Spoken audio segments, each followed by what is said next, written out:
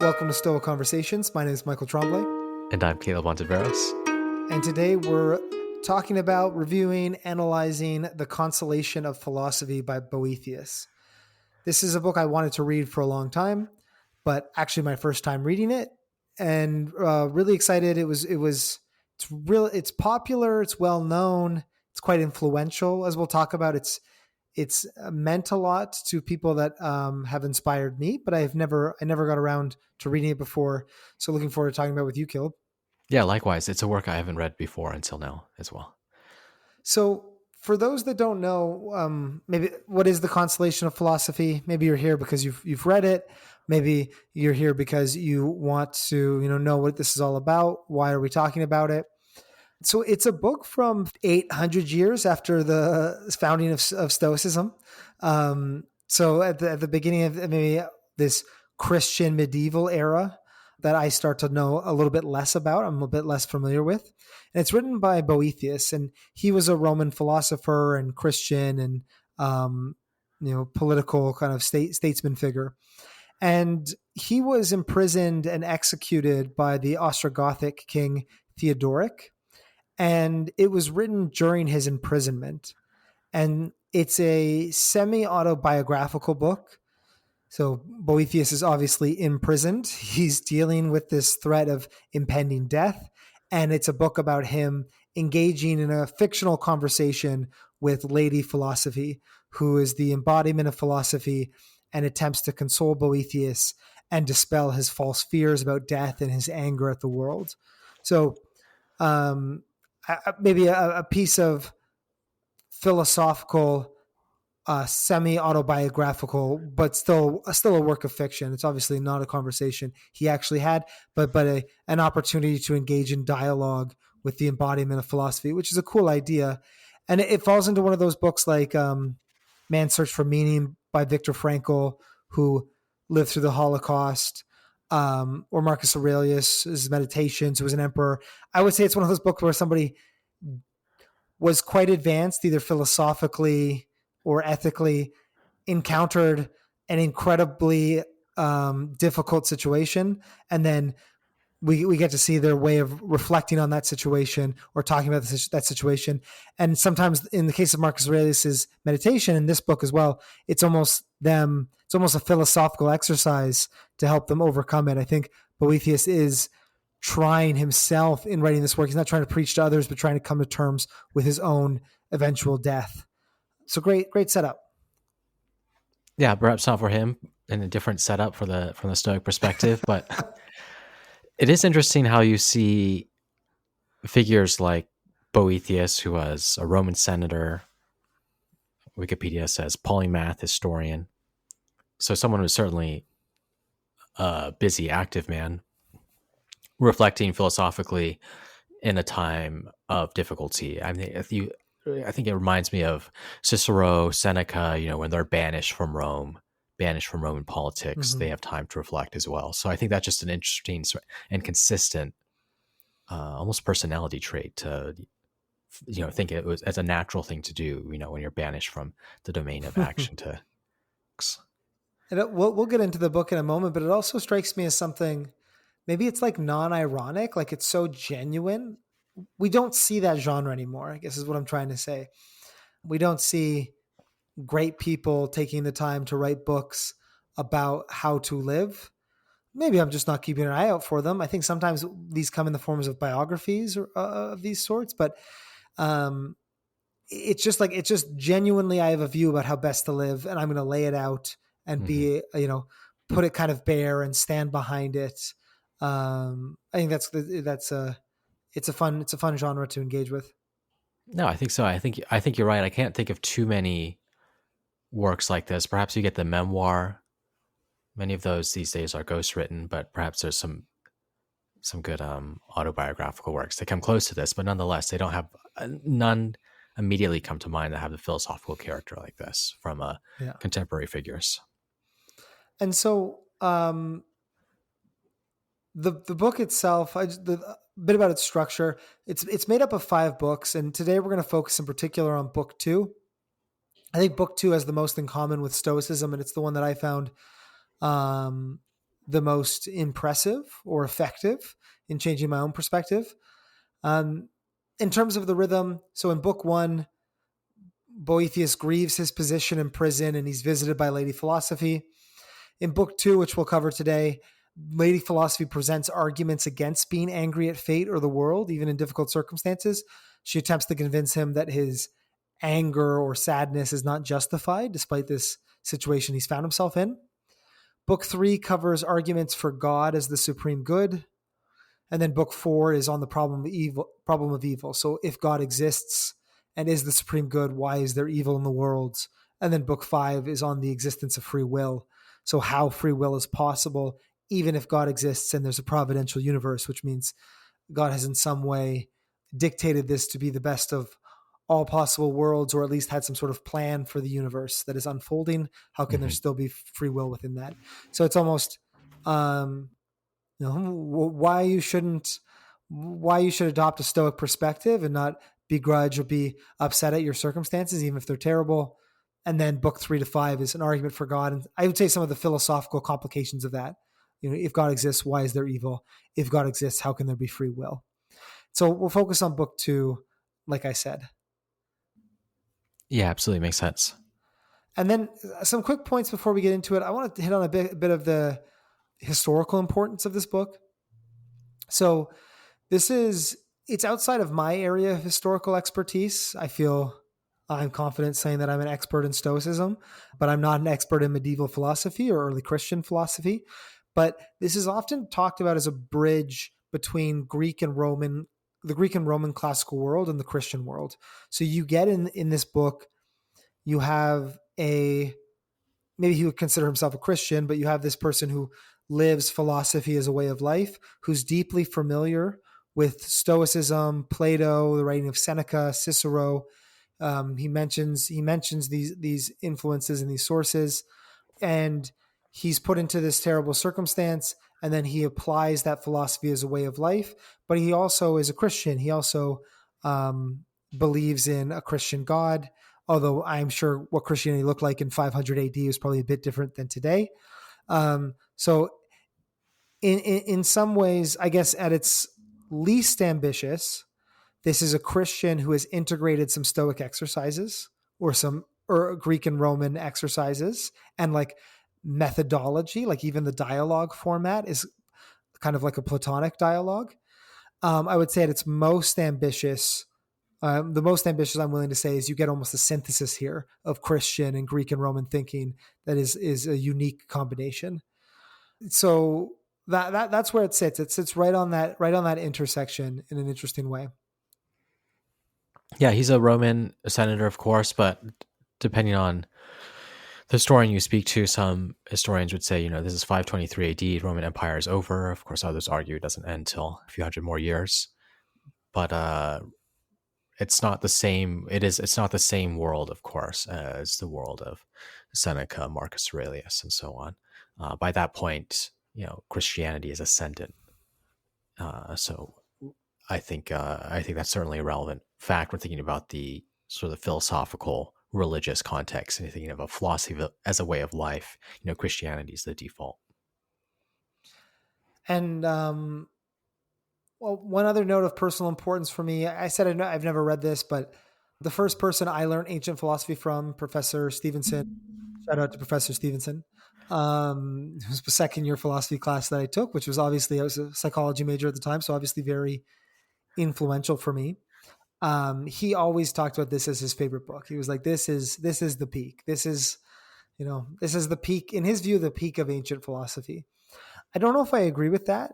I don't like, I prefer Epictetus. I think Marcus Aurelius is a better book. Yeah. So let's jump into book 2. For me, it was the most influential one. And the most Stoic, and interested in what you think about that, Caleb. So the book frames the early chapters, particularly chapter 2, as attempts to calm down Boethius. And Lady Philosophy says, you're not ready for philosophical arguments. You're not ready for the more complex stuff until we calm you down. The quote is, it's a mild palliative to prepare him for a curative. We need to stop the passionate response so we can have more complicated philosophical discussion. And so in book 2, this is the mild palliative. This is the reasons not to be so angry and bitter despite finding yourself falsely imprisoned and about to be executed, which is obviously a pretty substantial position to be in. So arguments for why you shouldn't be angry with fate or angry at the world, bitter because of this kind of situation. And I identified 7 arguments. The structure of this episode will to go through these one by one. What are they and what do we think about them? Good to jump in? Yeah, so well, I think it's also worth saying something about the general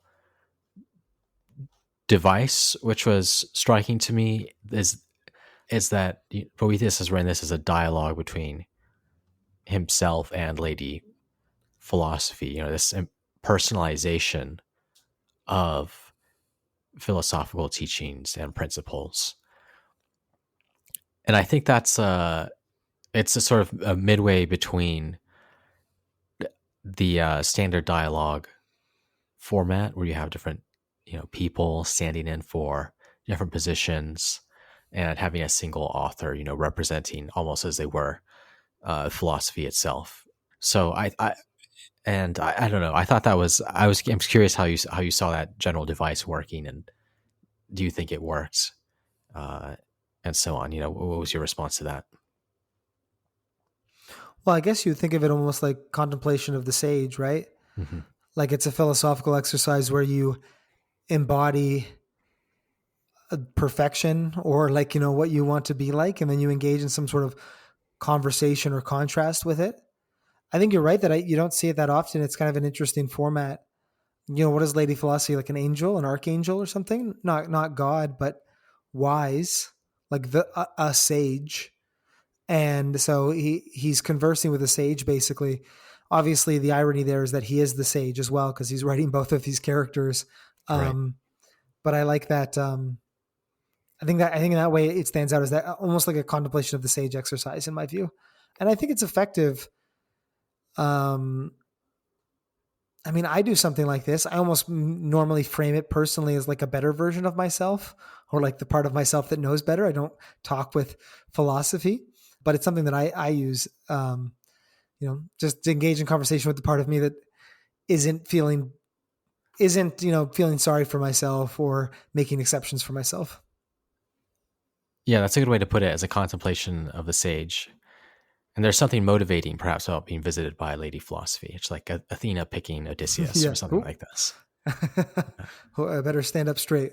Yeah, that's right. The part that I didn't, we'll get into the arguments. The part that I didn't jive with is like about maybe a quarter of the book is poetry, about the ideas that were raised, and the kind of song poetry part. I honestly ended up skimming that a little bit. It was like, I was like, give me the prose, give me the, give me the propositions of the arguments. Yeah, I wanted to try that. I think this was written in Latin, right? I wanted to try that in the original to see how that came across. But at least in the 2 translations I leafed through, the poetry was not really working for me. And I don't have anything against poetry. I love poetry. So Maybe not to say Boethius that was just a bad poet. Yeah, not to say I have a particularly good taste or anything, but the poems didn't strike me as particularly excellent. Great philosophy, okay poetry. Yeah, but maybe it's better in Latin. Translating poetry is hard. That's what I say about the stuff that I write. Yeah. So what is argument number 1? So he's like, I am really angry, bitter, sad. I found myself in this position. It's not fair.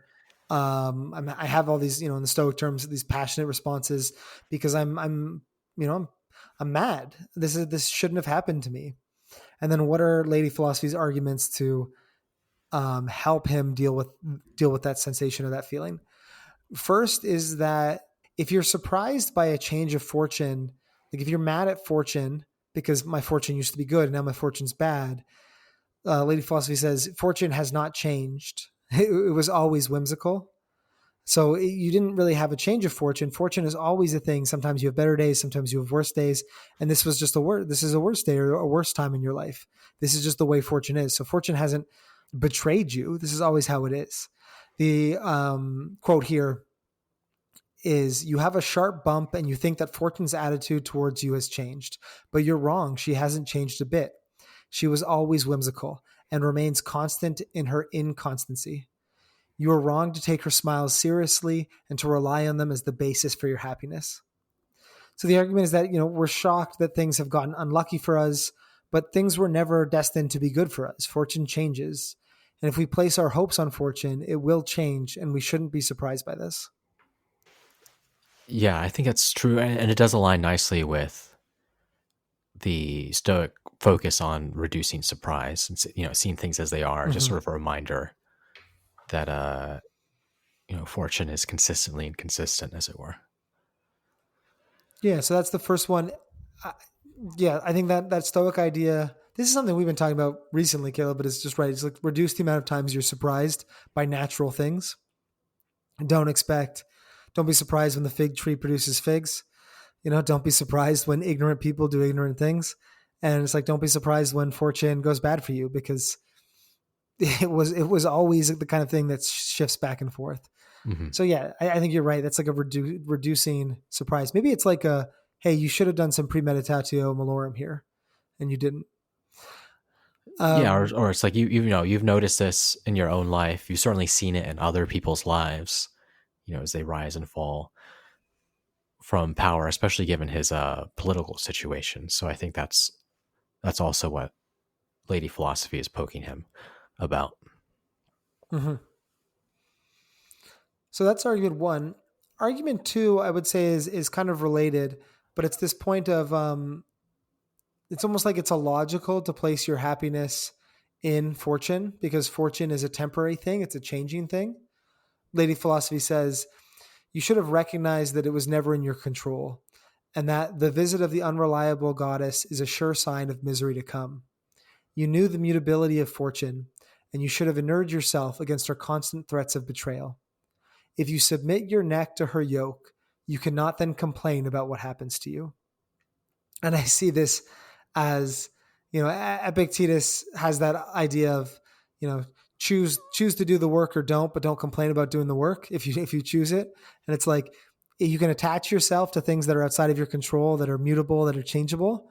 But if you choose to attach yourself to that and then they change, well, don't complain, because you kind of you hitched your ride to that. You've committed to that path, and you knew that path was a changeable path.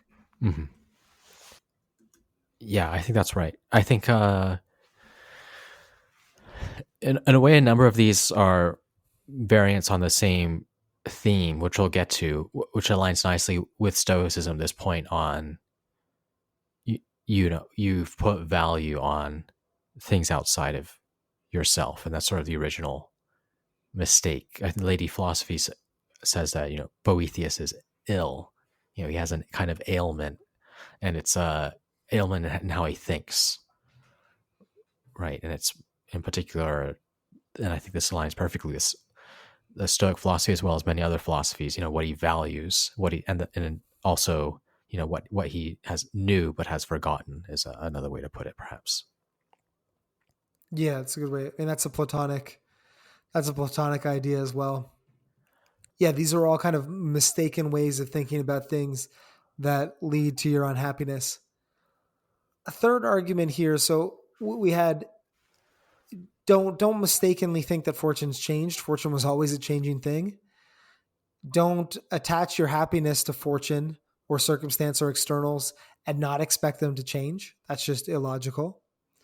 Third is like, even if you do, I'll phrase it as this, it's even if you do attach yourself to externals, you can't be angry at fortune, because fortune gave you everything you had. Even in its worst case scenario, it just kind of returned you back to neutral. So what Lady Philosophy says here is, when nature brought you out of your mother's womb, you were naked and poor and helpless. And I accepted you and was kind to you. I pampered you and gave you more than you needed. Indeed, one could say that I spoiled you, and this is why you are now so angry with me. So the idea here is that it's a very stoic idea that they get to later. You have control over yourself. You don't have control over externals. So if you happen to receive any externals, that's because of the generosity of luck, fate, chance, circumstance. And so if you go back to having no externals, well, that's just almost the default state. That view of like, you were pampered, you got used to having things. And so when the things went away, now you're angry. but you were never owed external things. There was no kind of guarantee of having good luck or fate or circumstance. That's something that we kind of make up in our minds because we get used to things as they are. Yeah, and I think maybe another framing on this is like the Stoics, Boethius holds that you are in the end responsible for the way you think. You're the master of yourself, and you can't be forced to give that up.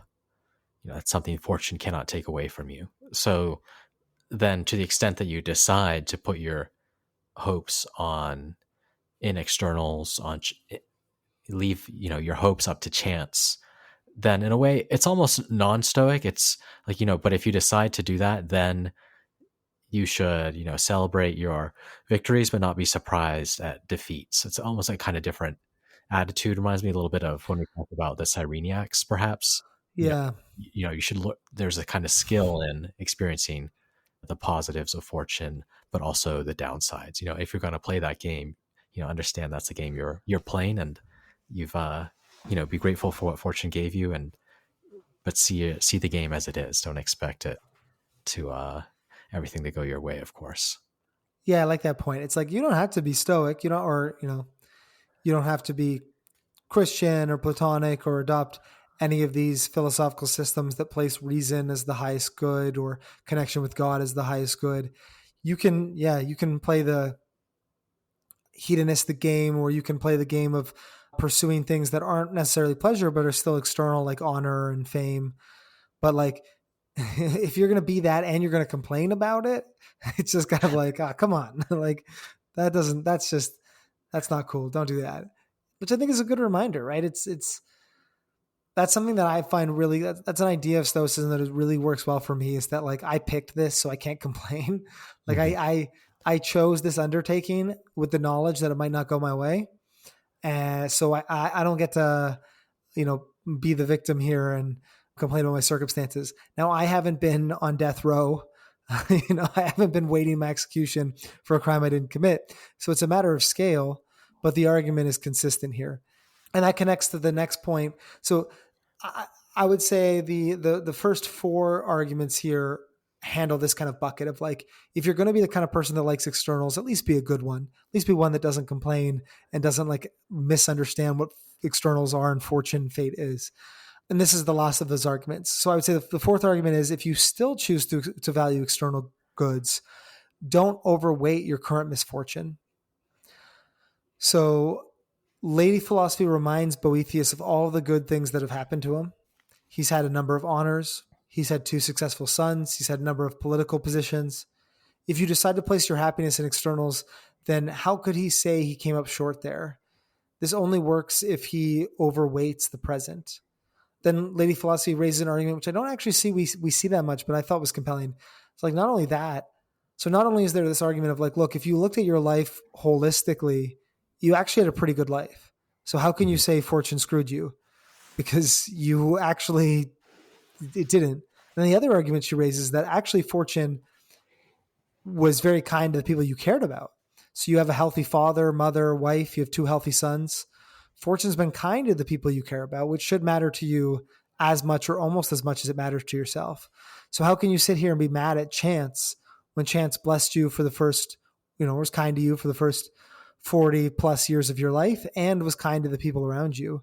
And I thought this was an interesting, this is maybe this Marcus Aurelius talks about the expansion of time, and sometimes he does that to dissolve worries, but I think that that's almost happening here playing the externals game, is we get so caught up in like, oh, this bad thing is happening to me now, when really on the whole many of us are very very very lucky and have been, I would say the number of people that stress bad current circumstances is much more than the number of people who have been like holistically unlucky over the course of their life. And even if you've been holistically unlucky, have the people you cared about been lucky? Have they had good chances as well?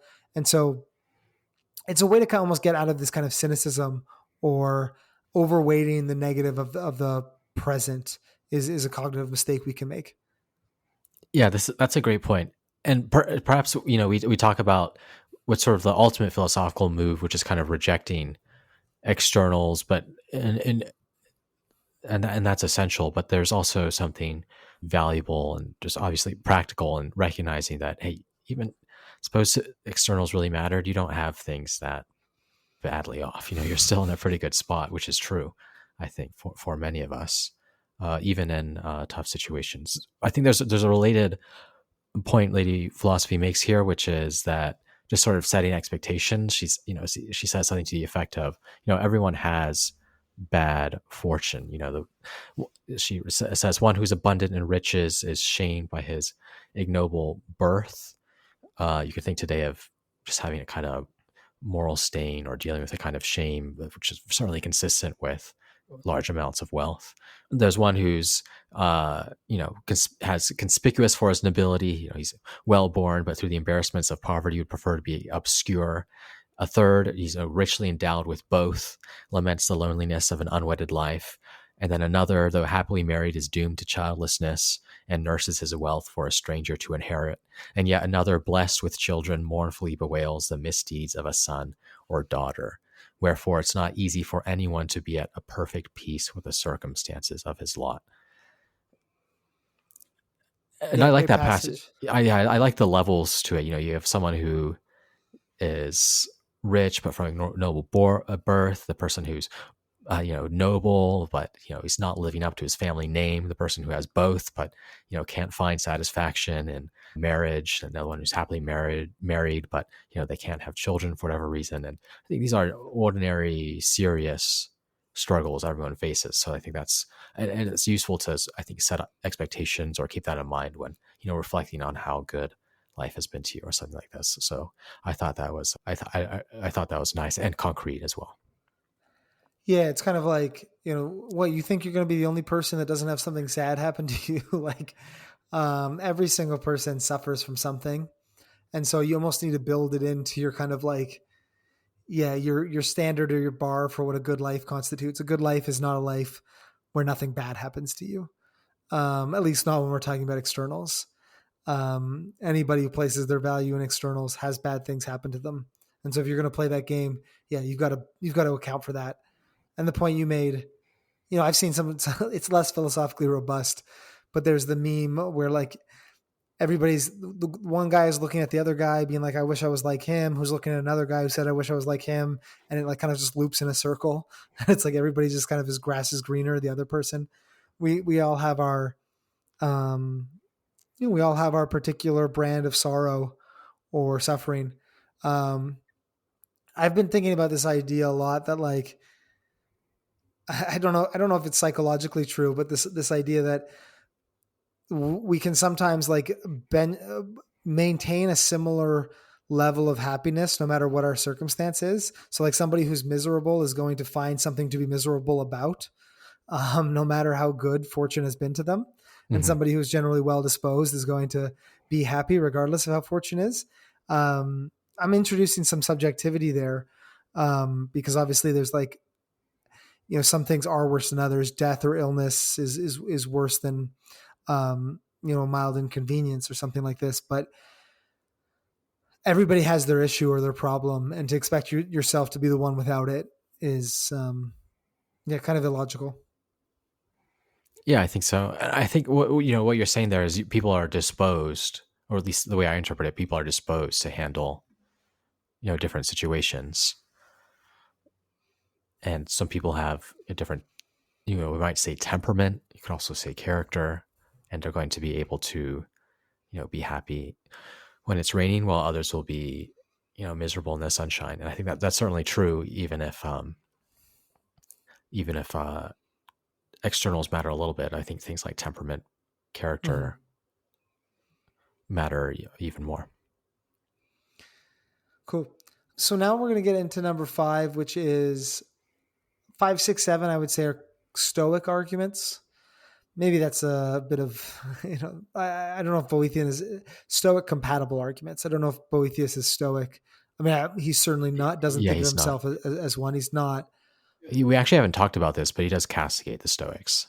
And he says they corrupted philosophy, basically. I jumped over that part. I was like, no, I put my fingers That's in my not ears true. when I was like, I ripped the page out and I burnt it.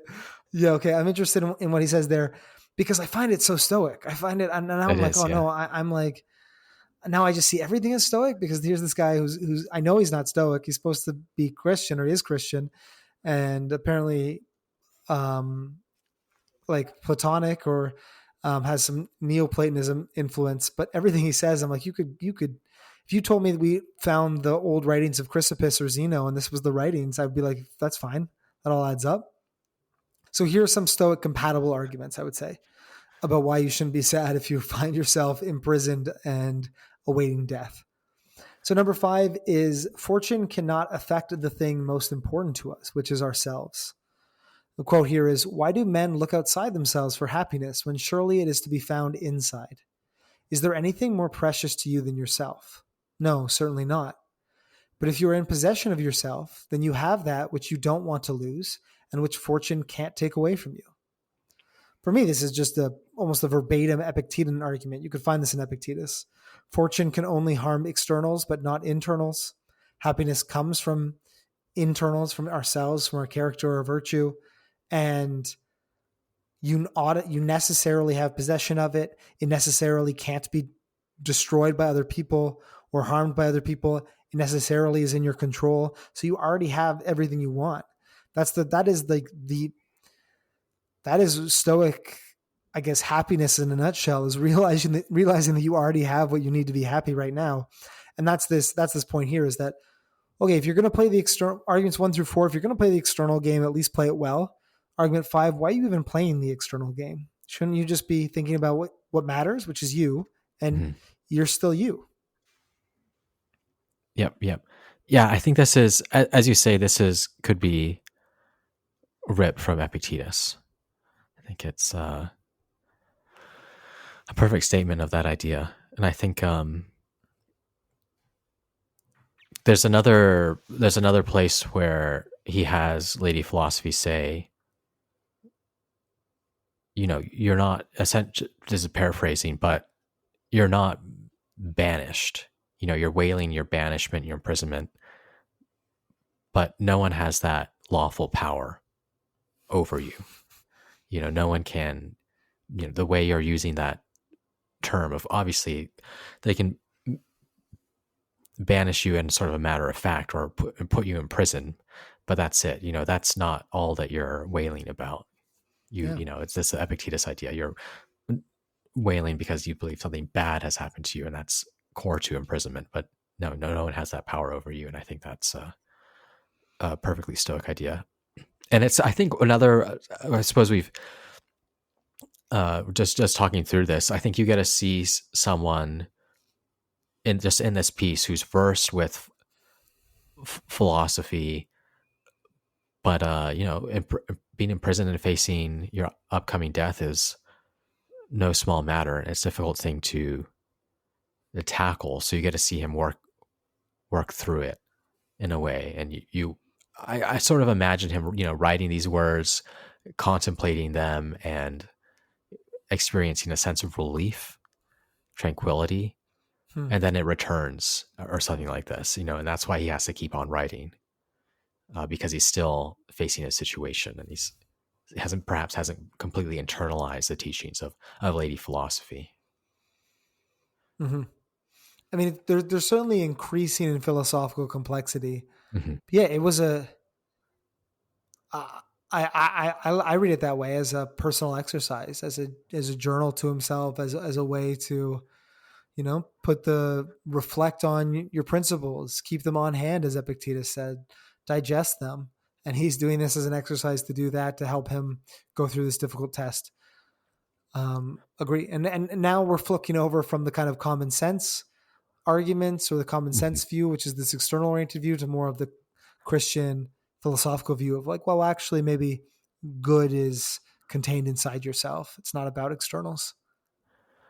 Yeah, that's another good way to put it. Is, I think this maps onto the first, or one of the first bits we shared from Lady Philosophy, which is like, you're not ready for the full course yet, right? You need something a little softer before we go to the more difficult philosophical topics. And you can see that movement in this book, and then also, I think, the later ones as well. Mm-hmm. So that was number 5, which is like fortune can't affect the thing most important to us, which is ourselves. Again, that Stoic view, Epictetus, you can chain my leg, but not even, God himself can chain my thoughts or control my thoughts. Number 6 is reinforcement of this argument. It's that external riches aren't valuable anyway. And so, quote here from Lady Philosophy, my view is that nothing is good that is harmful to him who owns it, but riches have very often harmed those who possess them. So there you are with your stuff, and you find yourself fearful about being waylaid or even murdered for your possessions. I just like so stoic, Mm. Caleb. Um, you know, you're upset that you've lost the externals because you think they're good, but good things can't harm you. That's a stoic argument. Um, so but externals harm us all the time. You can be rich and you can sit around being fearful about going broke, fearful about people betraying you. You think about the extremely rich people that are like, do I even have friends? Can I even trust the people around me? Or are they just after me for my money? Um, this idea we become more anxious the more we have. There's another example which doesn't quite land the same, but it talks about your slaves lying to you, like, oh, you miss your slaves, but don't your slaves just lie to you? And they're not like they're not honest or good slaves anyway. Which yeah. Yeah, you can rephrase to your you don't have Chat GPT anymore, but doesn't it hallucinate sometimes? Yeah, exactly. Something like that, right? Like you miss these luxuries, but what did you enjoy? Like were they um didn't you complain about them when you had them, kind of thing? Um, yeah, and this is a Stoic point, and one of the most compelling Stoic points for why we should focus on virtue is that good things are necessarily good. So we know externals can't be good because they often harm us. Focusing on riches here, which is an easier example, I think that's something that most people would agree is um, more indifferent than something like health or something. But this idea that if these are things that harm people and make them unhappy, they can't be good.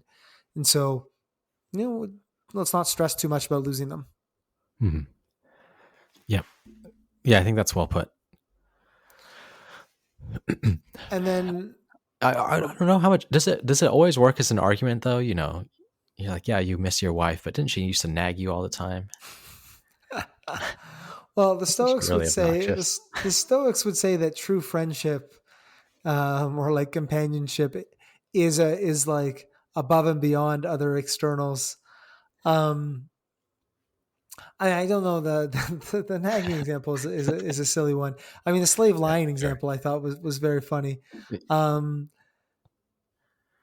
I mean, it's a fundamental Stoic position. Whether or not I agree with it, I mean, it seems to me that you could have a counter argument that like things can be circumstantially good, and it's like good Mhm. to have them in that circumstance. And like I liked having my friends. Friends can sometimes be terrible. Like I liked my wife. Your partner or wife or husband can sometimes be abusive, but like my wife wasn't that, and that was good. And so I'm sad to have lost it.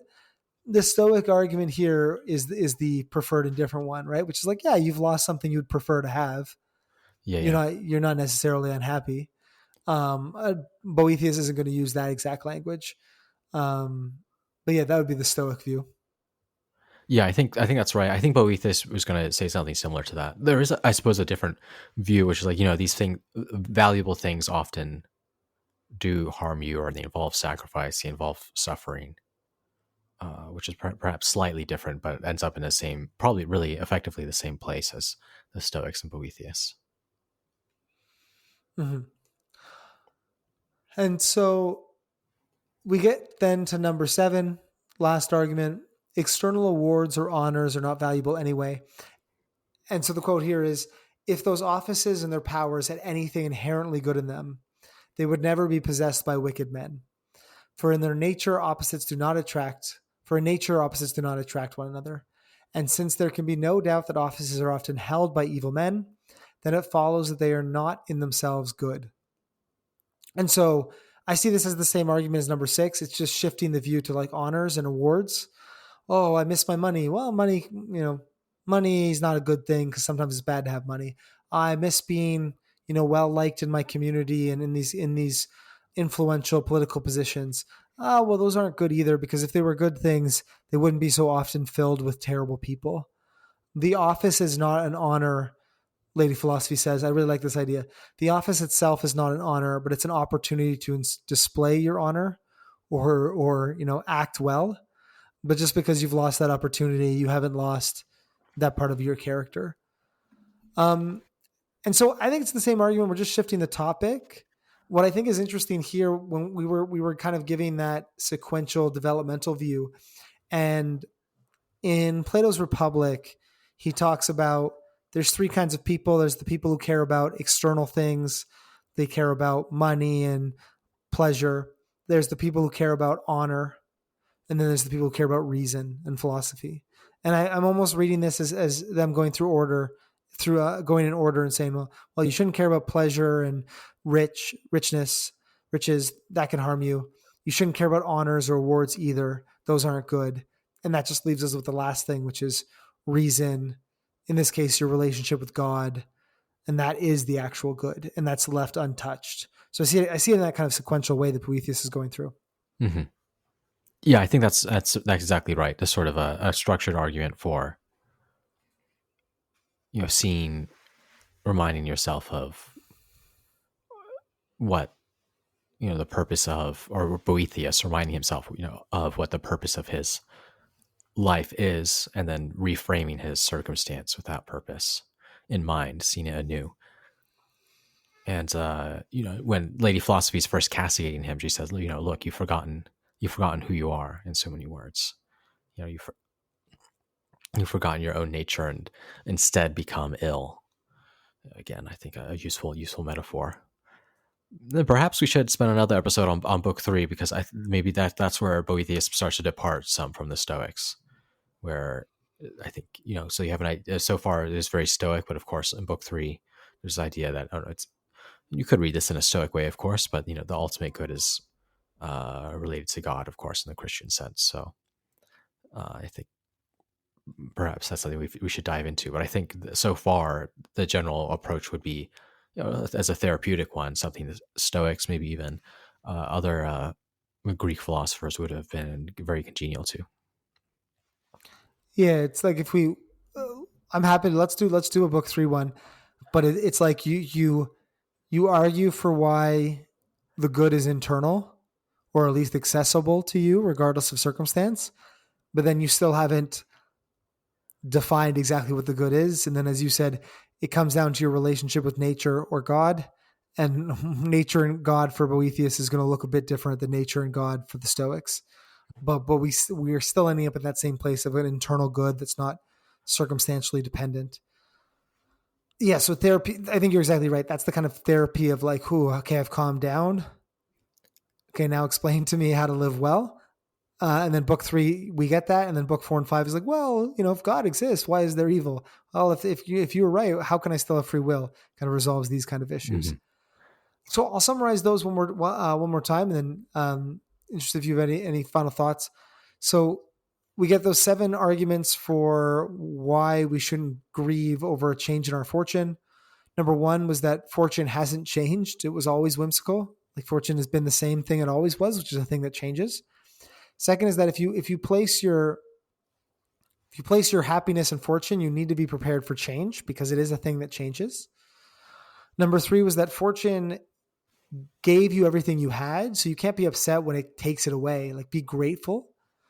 Number 4 is that if you choose to judge your life by externals, to live based on achieving external things, don't overweight your current misfortune. Most of us when we look at our lives, over the course of our lives, we have a lot of good things, like a net positive of good things. And even if we don't, we can think about things that have happened to our family, or the ones that we care about, that we're lucky for. Then we get argument number 5, which is that fortune, this is when we move away from these arguments about if you're gonna focus on external things, at least do it the right way. And we say, well, maybe we actually shouldn't focus on external things, because 5, fortune can't affect the thing most important to us, which is ourselves. Everybody loves ourselves most of all. And external riches can't be good, because money, stuff often harms us, makes us more anxious. And external awards and honors can't be good because lots of terrible people have these things.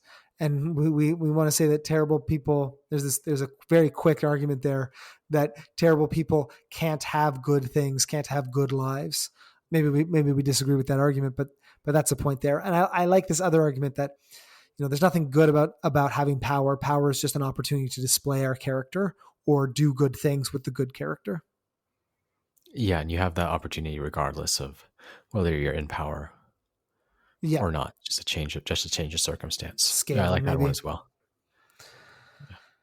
Cool. Any thoughts on Boethius? How would you review it? How was the book reading experience? I think it's a excellent. Well, I would say I think it's an excellent book, and maybe one sign of that is I felt like I think I need to reread it. I don't think that about many books I read, but this is something I want to return to. So I don't know if you have that sense as well, but while reading it, I pulled out many things to think about, but I had the sense that I didn't pull out enough, or perhaps my perspective on the work could change in a few years. So I think that's really a fairly high recommendation as far as books go. Yeah, I agree with that. I just, for me, the thing that stuck out the most is it's like watching a really skilled athlete practice their craft at the peak of their game. It's like, what does philosophy have to offer us? Well, let's see. Let's take this philosopher and let's see them confront a terrible circumstance, and let's see how well they're able to do it. And it's that historical context to me really, really makes it. Just seeing that person put into practice, work through the arguments, presumably feeling that sense of relief you were saying, or that sense of assurance as they work through it. That to me was probably the most inspirational part. I think philosophically, it wasn't as maybe novel as I was expecting, or challenging. But I think that's the appeal to it, is that it's accessible and that it's seen somebody, put it into practice. That really makes it stand out to me. Awesome. Well, thanks for putting this together. Cool. Thanks, Kilo. Peace. Thanks for listening to Stoic Conversations. If you found this conversation useful, please give us a rating on Apple, Spotify, or whatever podcast platform you use, and share it with a friend. And I'd like to thank Michael Levy for graciously letting us use his music. Do check out his work at ancientlyre.com, and please get in touch with us at stoameditation.com if you ever have any feedback or questions. Until next time.